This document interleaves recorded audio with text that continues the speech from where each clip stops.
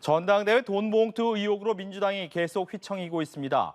의혹의 중심에선 송영길 전 대표를 성토하며 강경 대응을 요구하는 분위기가 강해진다고 합니다. 취재 기자 연결해 보겠습니다. 이다연 기자. 네, 국회입니다. 더불어민주당 당내에서도 돈봉투 의혹과 관련한 비판 수위가 점점 높아지고 있습니다. 어제 열린 민주당 의원총회에선 프랑스 파리에 체류 중인 송 전 대표가 신속하게 귀국해 의혹을 낱낱이 밝히라는 데 의견이 모아졌습니다.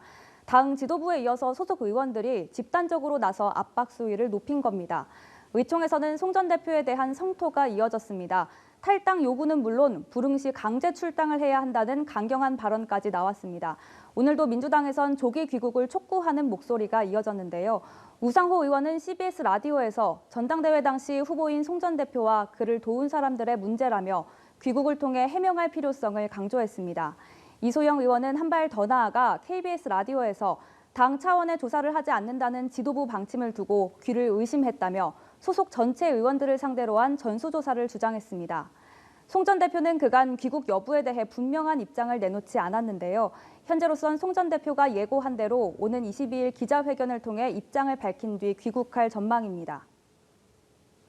윤석열 대통령이 우크라이나에 대한 조건부 무기 지원 가능성을 언급한 것을 두고 국회에서 논란이 이어지고 있다고요.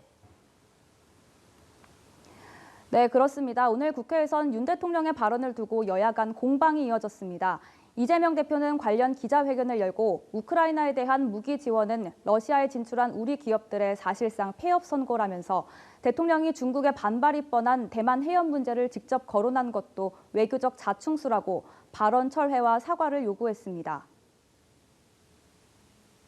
국격 저하, 국익 훼손, 국민 불안을 야기하는 대통령발 외교 참사를 우리 국민은 더 이상 용납하지 않을 것입니다.